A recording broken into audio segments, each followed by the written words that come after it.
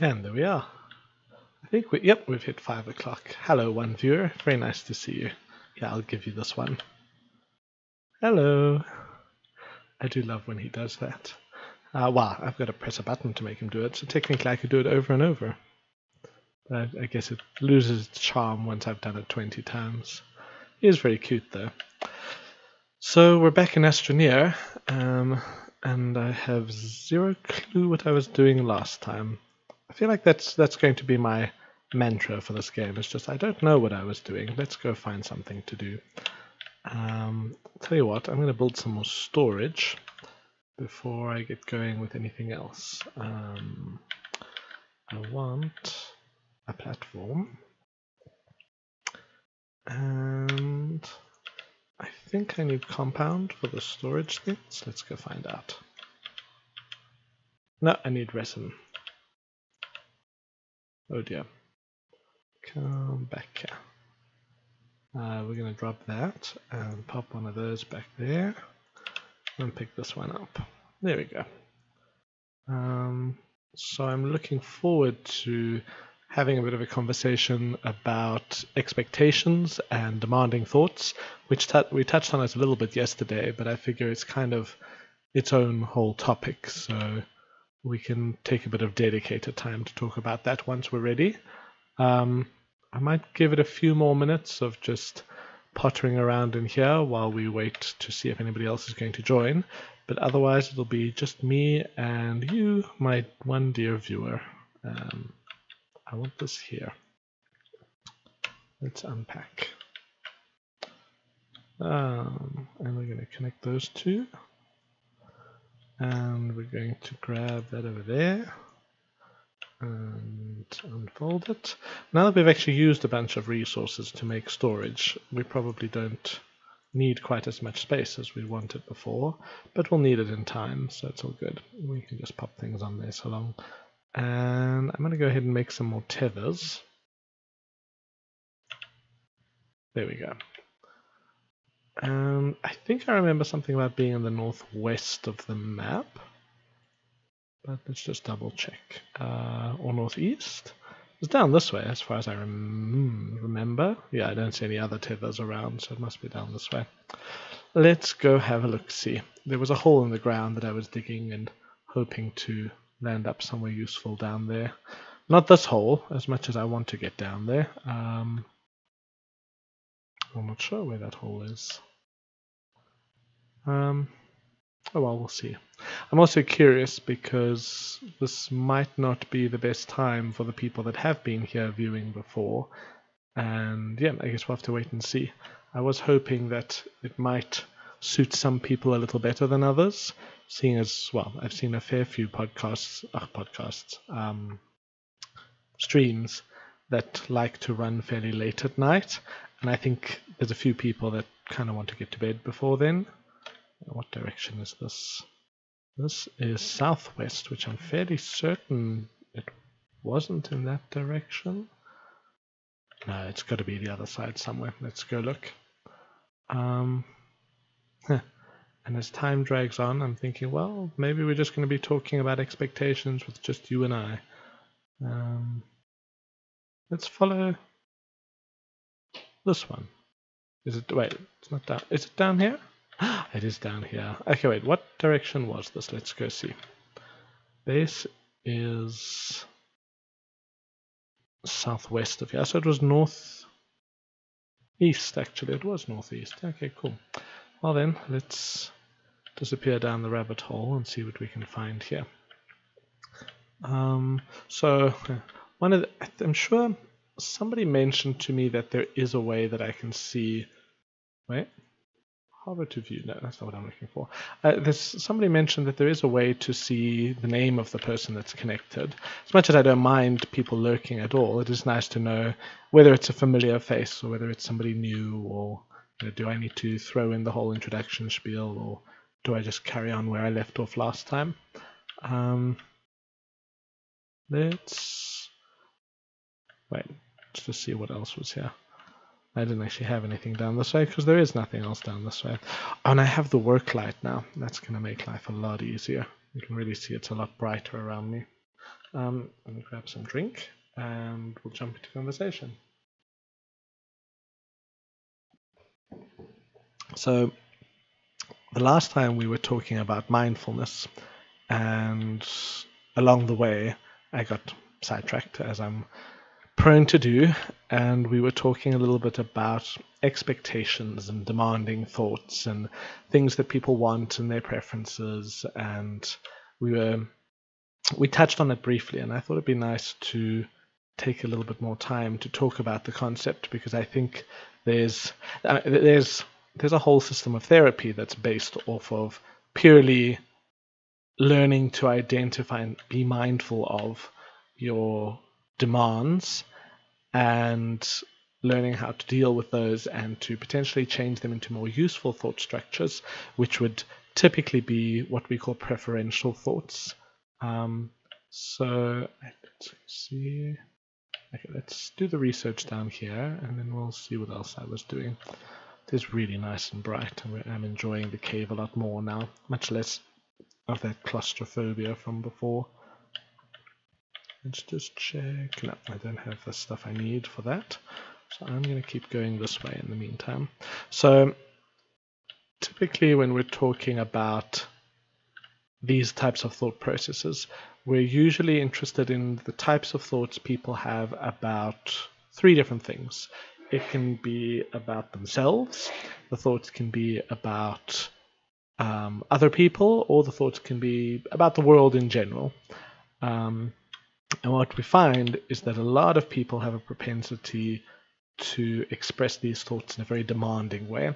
So they like to use statements which use a lot. There's some key words we look out for. They're not absolutely necessary for a thought to be a demanding thought, but they are common enough that we use them as sort of markers to tell us, okay, there might be something quite demanding here.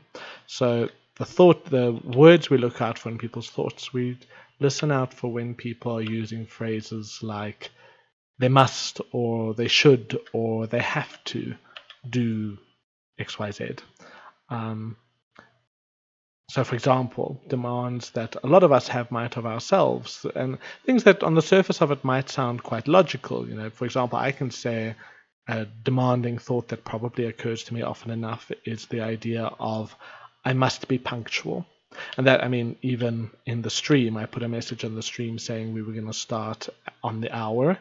And so I was sitting watching the clock going, oh, right, okay, we're not on the hour yet. Let me wait a few moments more. And okay, it's about to turn. And by the time I click these buttons, and I was holding myself to that idea quite strongly to say, thought processes I need to be punctual. I have to be punctual.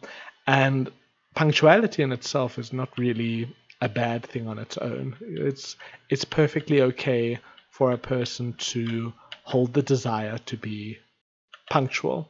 But I think what can differentiate the difference between somebody who has a healthy desire for punctuality and a healthy even habit of punctuality and someone who might not practice it in such a healthy way is in the way those thoughts are expressed in our minds.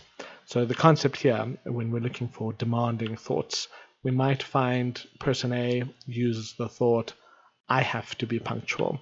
And it's, when you think about it, it's kind of a strange idea. I have to be punctual, because what it's saying in a way is that I have control over this thing. I am able to be punctual no matter what, and I'm holding myself to that. And should anything happen, whether my efforts or somebody else's efforts or complete surprise, coincidence or happening, it doesn't matter. I'm going to be unhappy at the minimum if I'm not punctual. Now, on the one side, the idea of having an emotional reaction to it, say I'd like to be punctual, and for whatever reason I'm not. The idea of feeling disappointed in that, or feeling sad, or feeling some sort of emotional reaction is not an issue on its own, but what we find is that the stronger the demand is for that sort of, or that expectation, that hard when you're speaking to yourself, you've got to keep your mind on track. When people have these demanding thoughts and they say to themselves, I must be punctual, and then something happens which causes them not to be punctual, that can often lead to a really strong negative emotional reaction. People might, for example, be quite angry with, say for example, it's somebody else that's delayed you, then they might feel an amount of resentment, for example, towards that person that's prevented them from being punctual. And what we look at as a psychologist is to say, well, is that resentment a useful thing? Is it serving some sort of positive function for that person, or is it doing something that's of benefit to the person? Because typically, when it comes to those really strong negative emotions, that strength of the emotion and the amount that it disturbs us is probably not worth the amount of payoff we get. The idea of being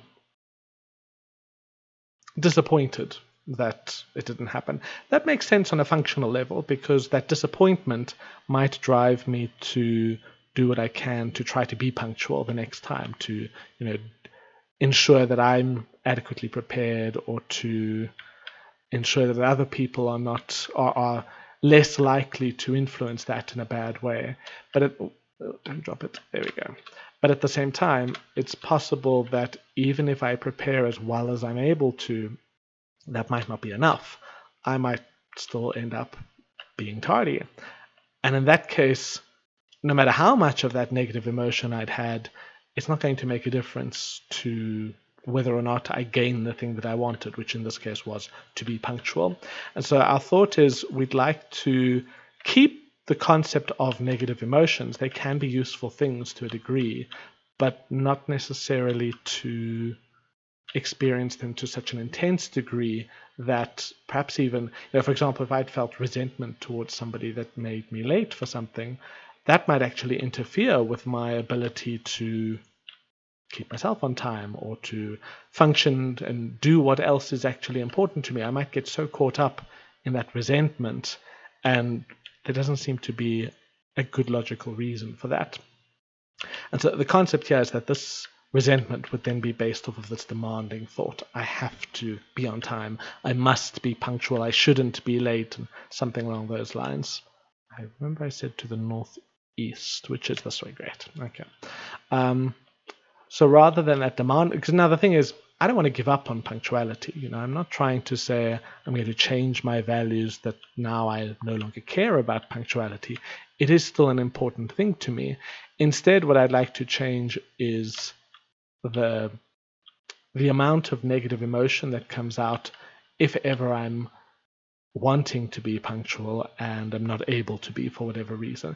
I'd appreciate a mild amount of disappointment. I don't want to be. And actually, you can see how my mind's already jumping into the preferences. It's a relatively automatic thing for me at this point. But I find it functional to have a degree of disappointment in that, to say, well, when I'm not able to be punctual, I am disappointed, and that often drives me to, I want to avoid the feeling of disappointment later, and that drives me to do what I can to be punctual. But as far as that thought process goes, I'm realizing that thought of I must be punctual is actually upsetting me more than necessary. And if I can just identify that particular demand and replace it with a thought that still values the same thing that's important to me, but phrases it in a less demanding way and more of a preferential way. So for example, I might say, I really want to be punctual. I'd very much like to be punctual. It would be great if I was punctual. Something along those lines. My gassy cool drink is catching up with me. But in that way, being able to phrase it that way, to say, I really want this thing, and connecting it to how important it is to me. I'm not going to say, well, it'd be nice if I was punctual, because that doesn't make sense. It's not just it would be nice sort of thing. Punctuality is quite important to me, and so I want the way I express it to be in line with that. But at the same time, I don't think that the way I express how important it is to me is through demanding language. I can use, there's all sorts of ways I can express that importance, to say, I want it to be important, to emphasize the words I want it to be important, to add modifiers. I really want it to be important. And there's a lot of wording I can use to change that. And yeah, so in that way, I want to find a phrase that, yeah, exactly. Uncle Bill, I did have a suspicion it was you, but good to see you there. Yeah, absolutely. I can be punctual. And maybe the one thought I have with I can be punctual, that's kind of a statement of fact. That's saying I have the ability to be punctual, which is more or less correct. In many circumstances, I do have a certain degree of control over that. And maybe in this, I'm wanting to express my desire to be punctual, to say I want to, I'd like to, I'd prefer to be punctual. There's nothing wrong with saying I can be punctual. It's just that it's less of a, how do I put this? So less of an expression of my internal desire and more of an expression of the reality of the situation. I'm able to be punctual. Let me scan these quickly. So we want to use these sorts of thought processes to identify these things that are important to us, but also to identify how our thoughts are possibly impacting our experience of those things. Now, of course, it's possible to hold a demand and not have it necessarily affect you like that. So let's say I have this demand of I must be punctual. There's a possibility that maybe somehow I am this wonder person that's always able to be punctual. Circumstance is always on my side and nothing ends up ever getting in the way of that. And then in that case, potentially I could go my whole life without this demand affecting me. But all it takes is one instance where something outside or even something inside my control, but often something outside of my control occurs where then suddenly I'm not able to control this punctuality. And if I'm holding on to these very demanding thoughts about it, I'm going to be intensely frustrated, very angry, very upset about something that was outside of my control. And that doesn't seem to make a lot of logical sense, to allow something that's so outside of my control to force my emotions to be so strongly negative. Whereas if I can start to attempt to replace that thought with this idea of, well, I want to be punctual, and then in future I can try to monitor that every time that demanding thought pops up, that I'm racing to get out of the house, and I'm realizing, I'm going to be late, and I feel that emotion rising up, to realize, okay, well, I actually have a part to play in this emotion. I can identify why it is that, or at least part of why it is that this emotion is so strong. It may have to do with these demanding thoughts of mine that I'm thinking to myself, I have to be on time.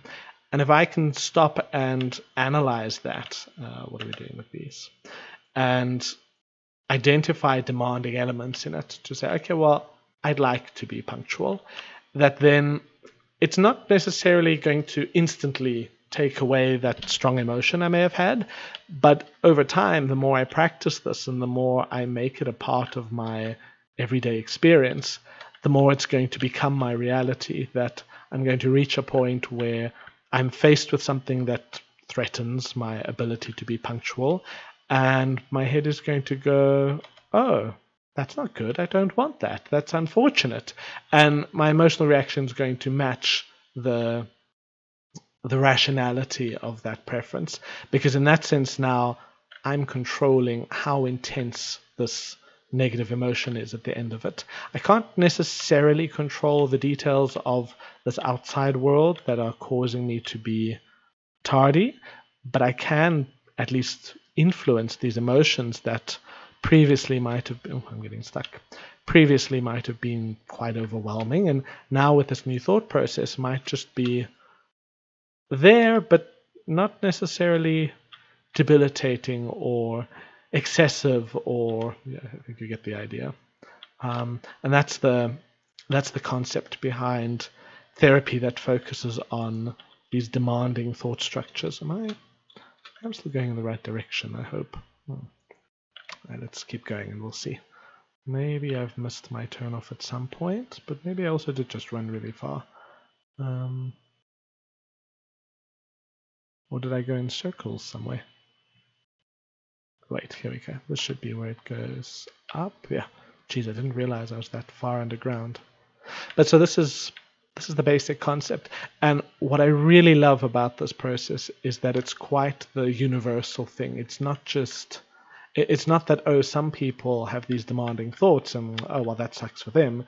It's that everybody, every single person, you know, from the world's #1 therapist, which is not me, at dealing with these demanding thoughts, down to the people that have never heard of these concepts, through to the healthiest people in the world, the mentally most strong, most whatever. Everybody has demanding thoughts from time to time. And now we're not exerting a demand on that. We're not saying, oh, you mustn't have demanding thoughts. I mean, that would be a little hypocritical. Instead, we're saying, well, hey, you have the opportunity to change these thoughts if you'd like to. And I mean, I can't imagine anybody that wouldn't want to. When you understand the fact that these demanding thoughts don't hold any advantage over the preferential thoughts, but they do hold the potential for these very strong negative emotions. So in fact, you know, they have a disadvantage potentially. But then I think most people would agree, well, yeah, I just dropped that. Most people would agree, I don't want to have these demanding thoughts.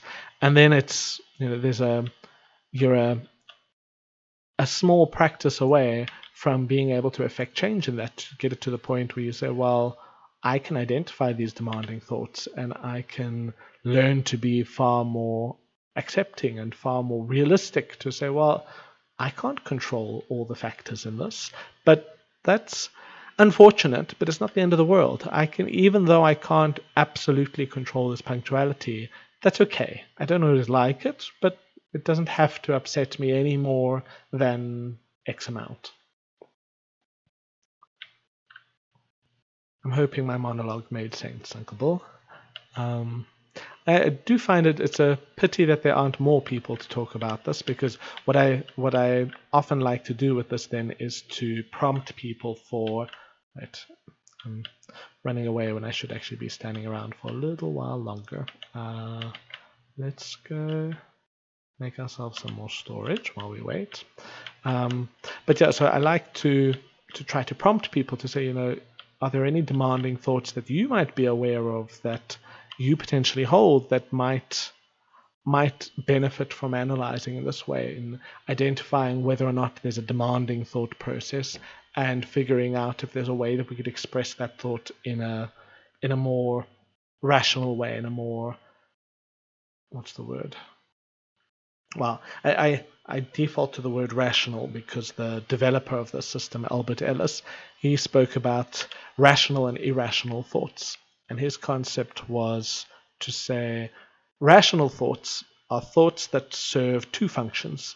They help us to survive and they help us to live happier lives. Now, there's some argument you could make about the whole that a thought needs to help you live happier per se, but that aside, if I think about this basis for a rational thought, so then in contrast to that, an irrational thought either works to the detriment of our happiness or it works to the detriment of our survival. So the second of those, an easy example is, you know, for example, a suicidal thought. We would immediately identify as an irrational thought because it doesn't aid your survival. In fact, it possibly counteracts your survival. So in that way, you know, we'd easily identify that as a potentially irrational thought.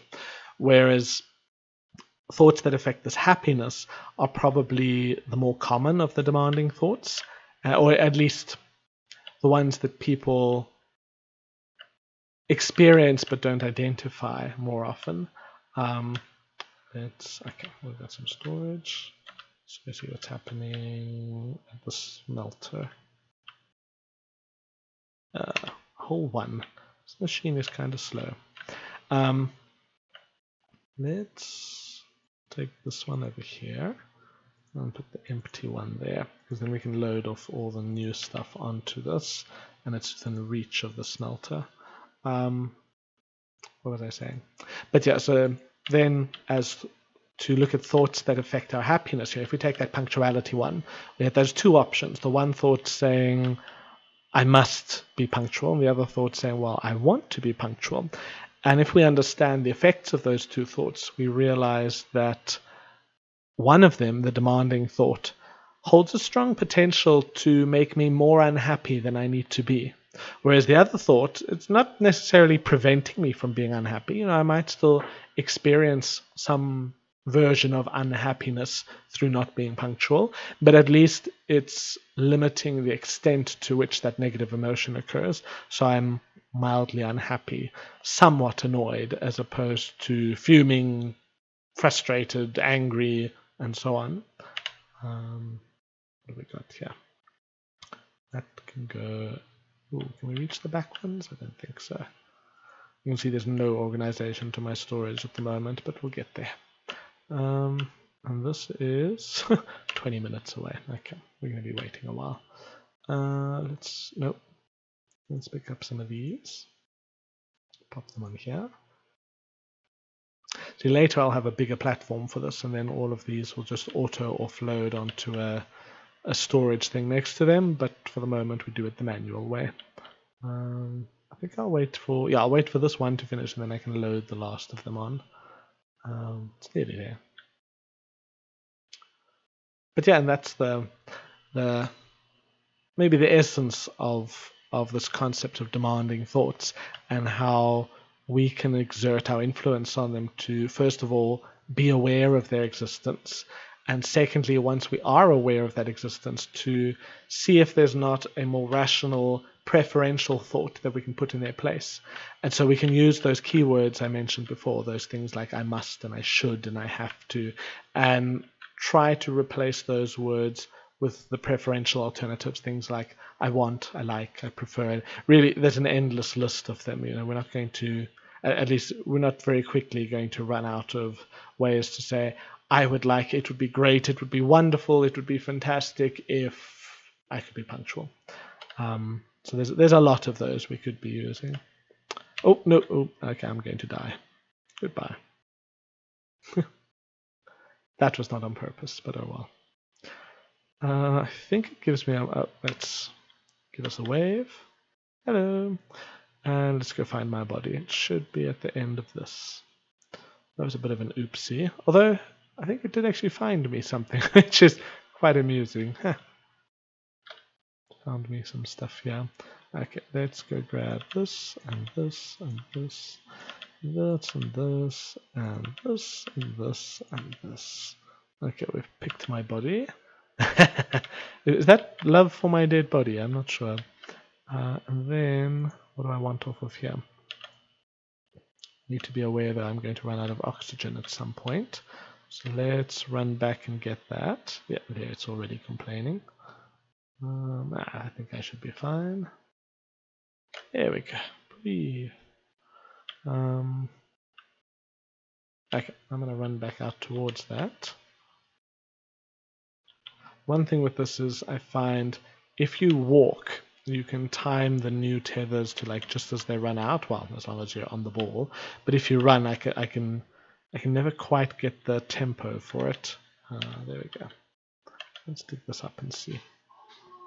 I don't know if you can hear. So in the background is our... Wait. There's an automatic... We have automatic cat feeders that give food out at particular times of the day. We mainly have them so that the cats don't have to wake us up in the middle of the night insisting on getting food. But they're just generally useful things as well. And they have a function to have a pre-recorded message added to it. Ooh, a new tunnel. Yeah, I might go down here and see. But the microphone that they, well, whether it's the microphone or the speaker, I don't know. But either way, you record your message and then afterwards, so we've got this message that's supposed to be saying Harry, but instead when you hear it playing back, it just goes rah, rah. So it's become a running joke in our household. Whenever we hear it, that one of us will be shouting rah, rah. Oh, no, let's not fall down there. That was very sneaky. Jeez. If I didn't know better, I would say they were trying to do nasty things to me there.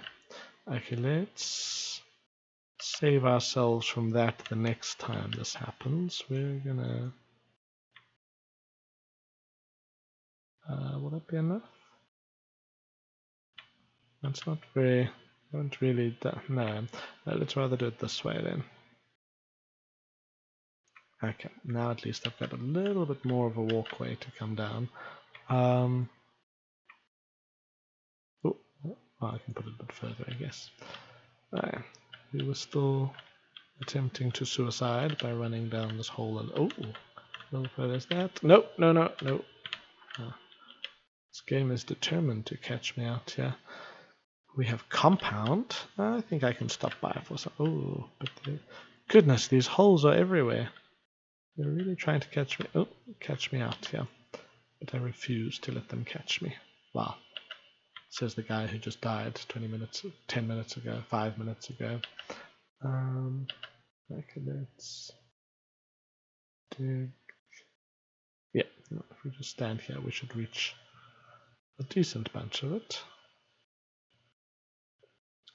But so when we look at these demanding thoughts, I was using that idea of I must be punctual.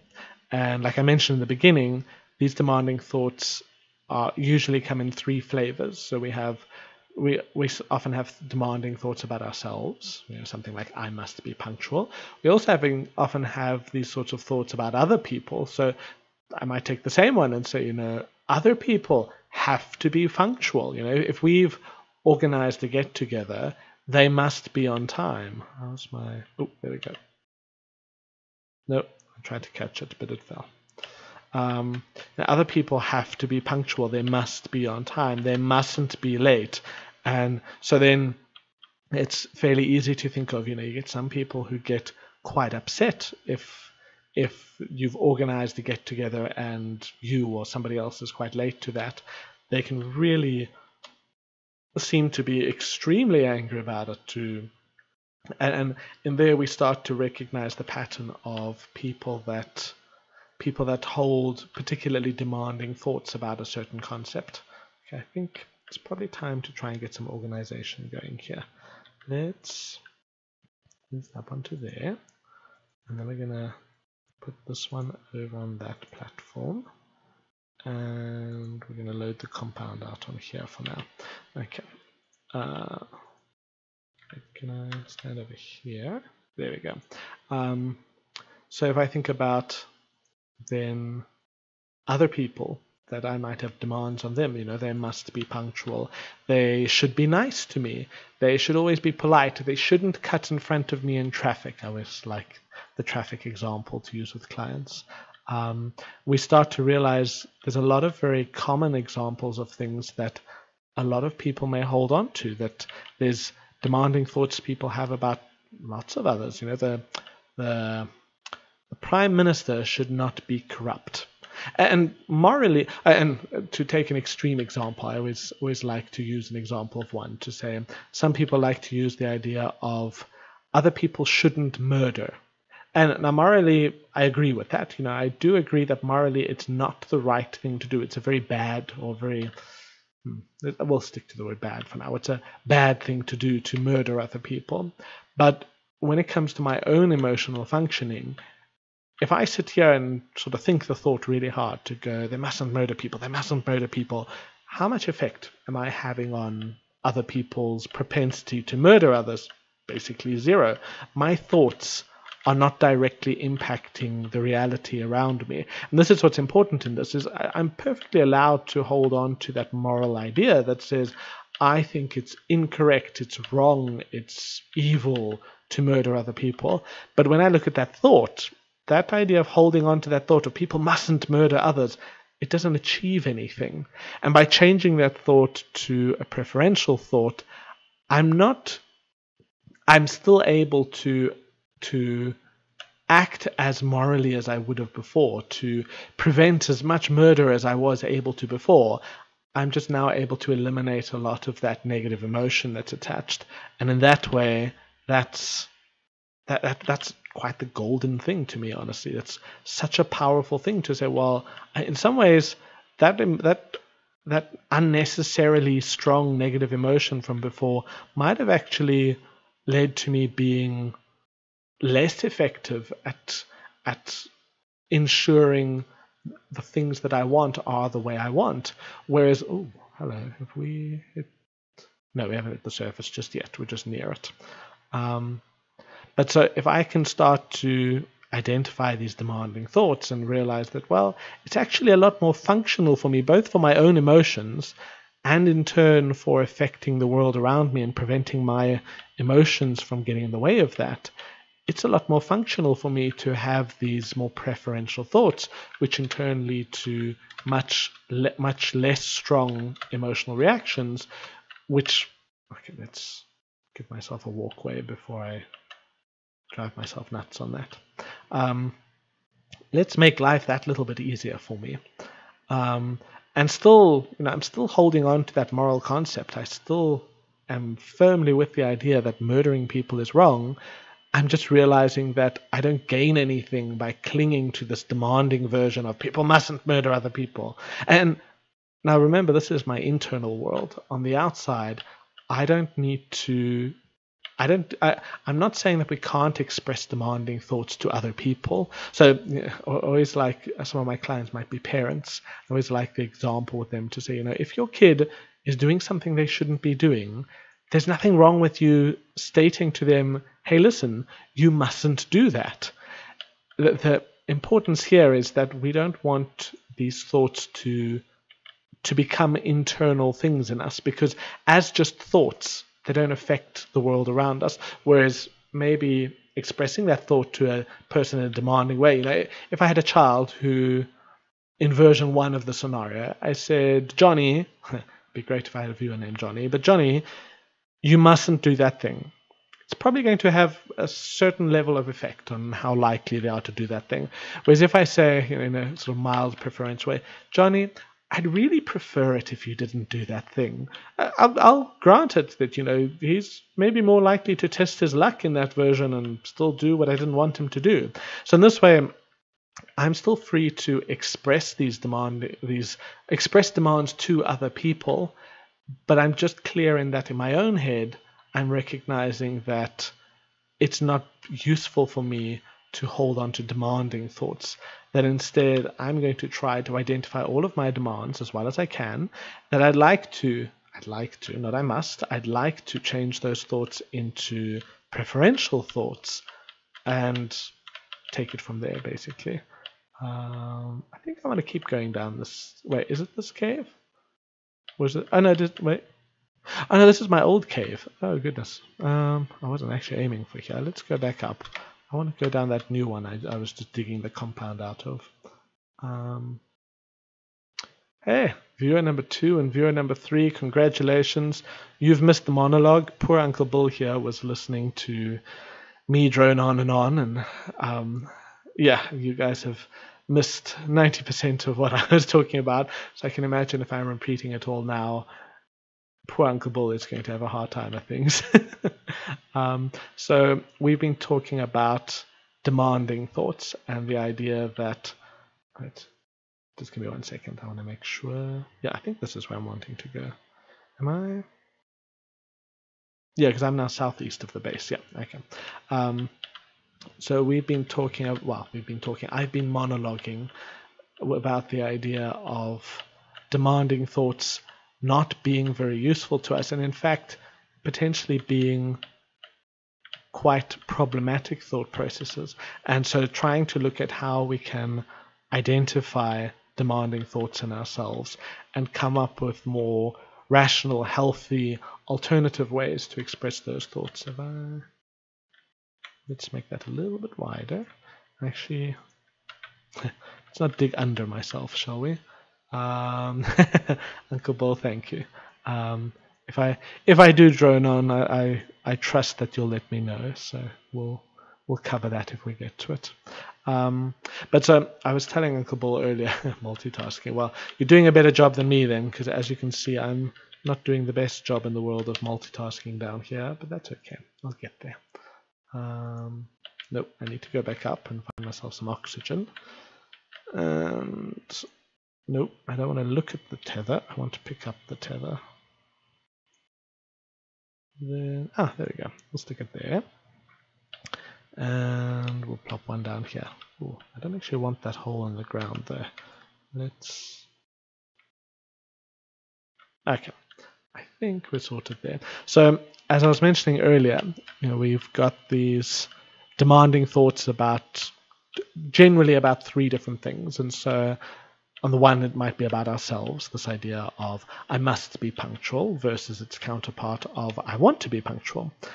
We might hold demanding thoughts about other people, so taking the same concept to say everybody else has to be on time, they must never be late, and trying to turn that into a more preferential version of I want other people to be on time, I don't want them to be late. And the last example is how we often have demands on the world in general. Now, there's some common ones that we find a lot of people hold on to, and they often, for people who struggle maybe to identify their own demanding thoughts, they're often a nice starting point to say, okay, well, how about some of these examples? So as an idea, there's a lot of people in the world that might have concepts like the world should be a fair place. And again, I like the idea.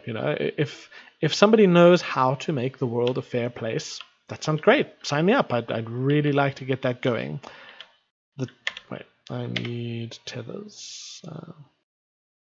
Let me not die of oxygen deprivation, and then I'll keep talking. There we go. So as much as I really like the idea of the world being a fair place, and I'd like to encourage other people to, and myself, to work to make the world a fairer place, at the same time having this thought of the world must be a fair place, no matter how hard I think that thought, it doesn't make me having that thought doesn't make the world a fair place. Now, some people might sort of say, oh, but having the thought might make me more likely to act on the idea. If I'm thinking to myself, the world must be a fair place, perhaps that's going to push me to act in a way that makes the world a little fairer. Let me just grab some drink.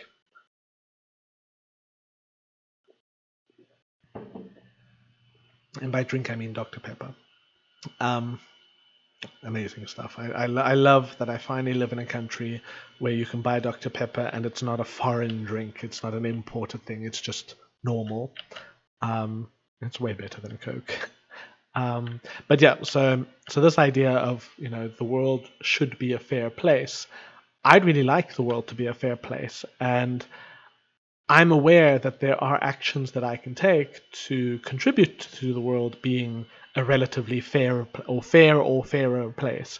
But I'm also aware that I can't control that necessarily. And so this thought of the world must be fair in some ways doesn't make sense, because that's implying I have some control over the world being fair, which I have some control. There's nothing wrong with me working towards that idea, but I'm not trying to fool myself into thinking I can absolutely control it, because that is most definitely not true. I think let's keep going. We'll see what we find.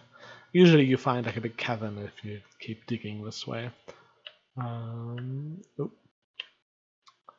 Let's just make it a little bit bigger.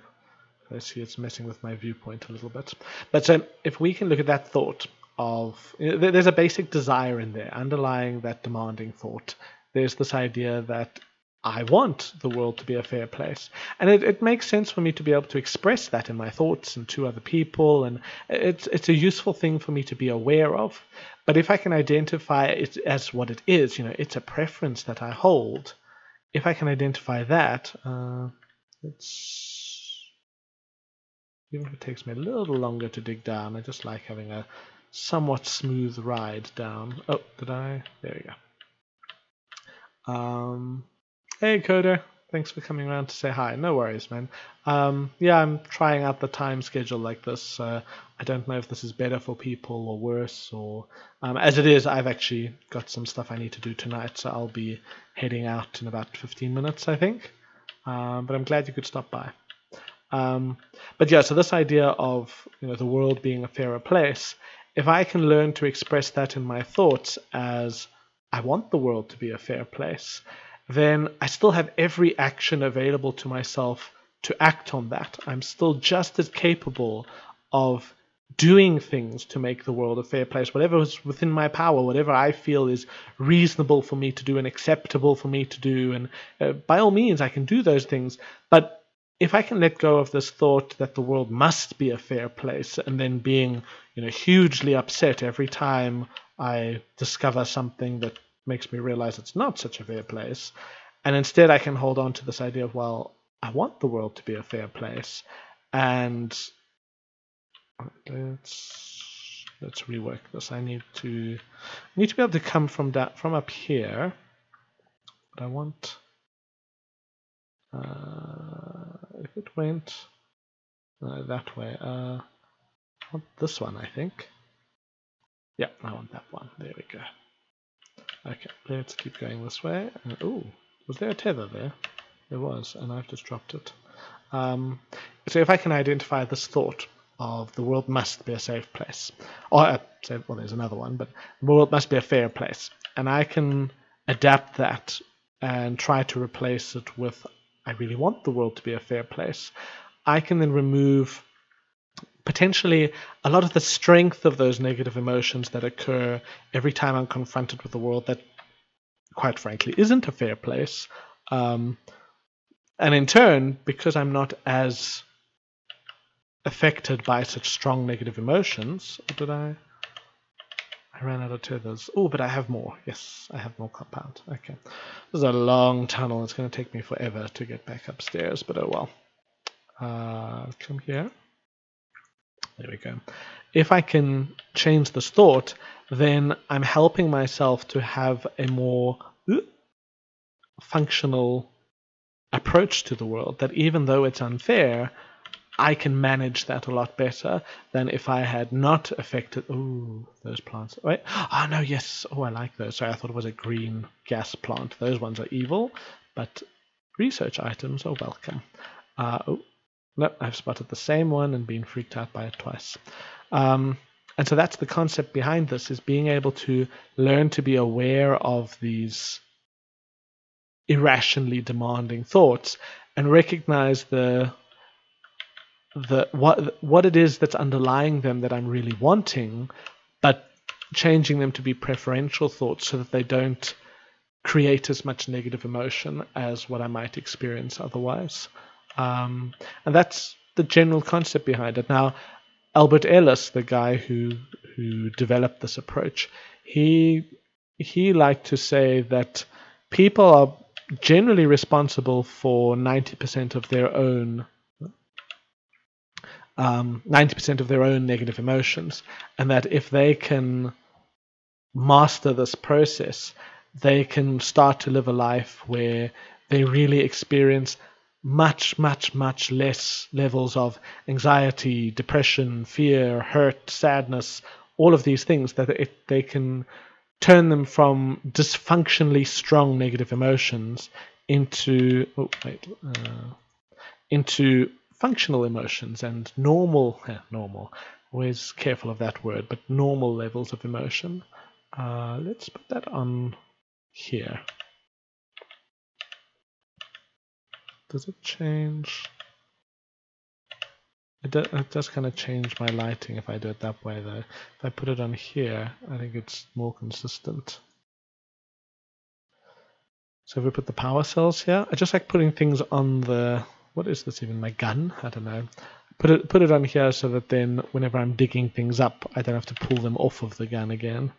But yeah, and so this is the lesson behind this concept of demanding thoughts, that if we can learn to identify our demanding thoughts about ourselves and about other people and about the world around us, and as we identify them, learn to adapt them into more preferential thoughts, that we can recognize what it is that we desire. We can take actions towards achieving those things as we see appropriate, but that we can limit the amount of dysfunctionally irrational emotions that are occurring as a result of our own previously irrational thought processes. And that's a really powerful method to use to... Oh, wait, I want this one.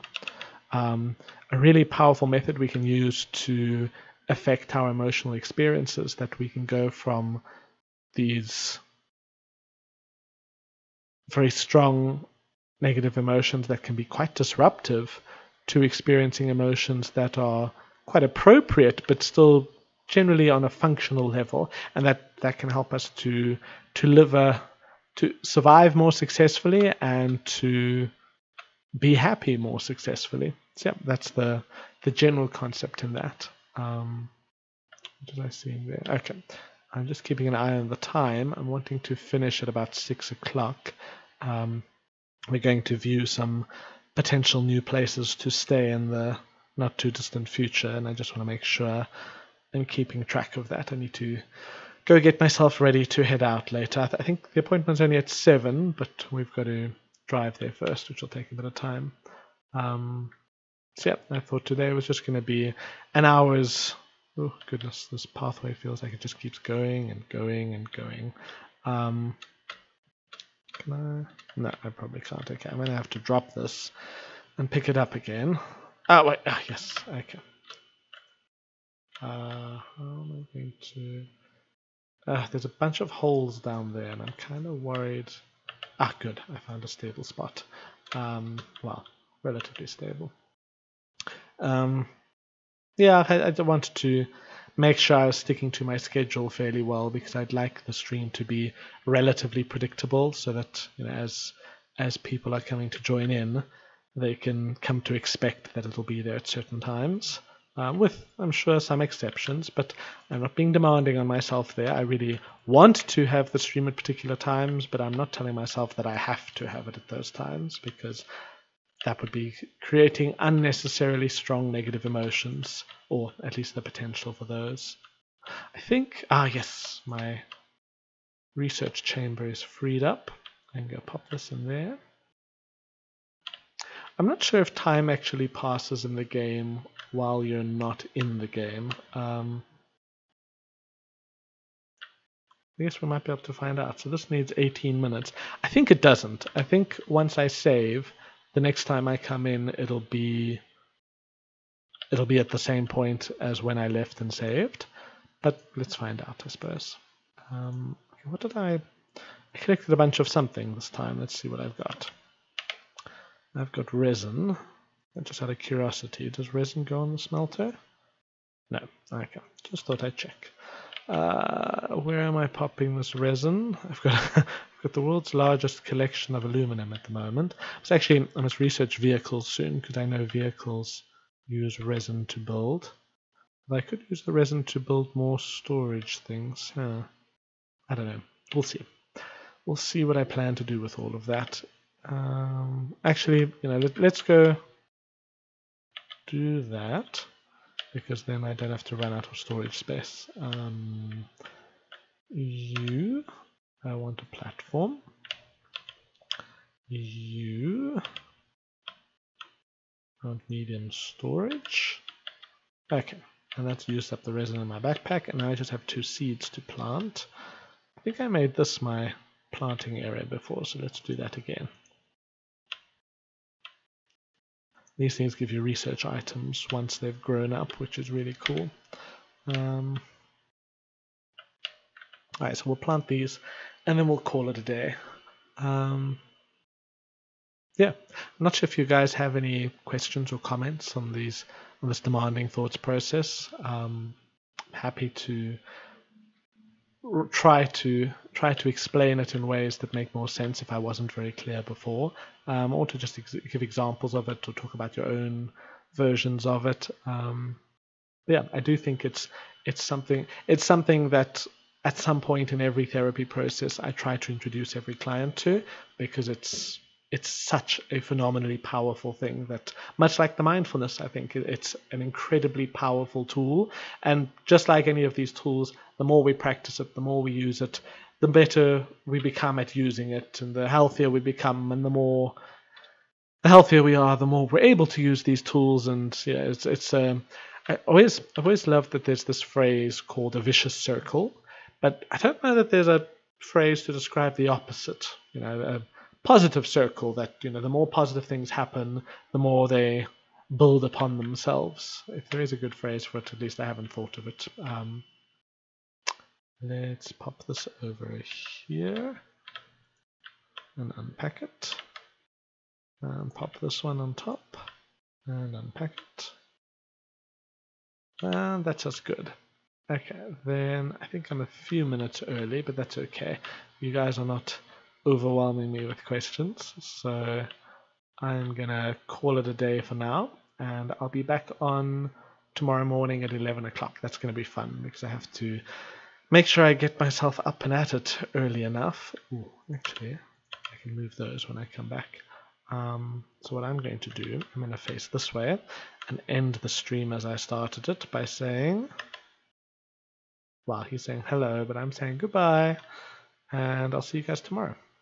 Thanks for joining me, guys. Yeah, if you're around tomorrow at 5 o'clock, otherwise the stream or the schedule is on the Twitch at the bottom, and you can also go to the Discord and find the announcements in the stream there if you need to. So yeah, I look forward to you guys joining me the next time. Jumping in there, and we're going to save and exit. Actually, I'm now suddenly curious what happens to what's on my stream when I close this. I'm assuming I get a blank screen. Yes, I do. Okay. Cheers, everybody. I'll see you tomorrow.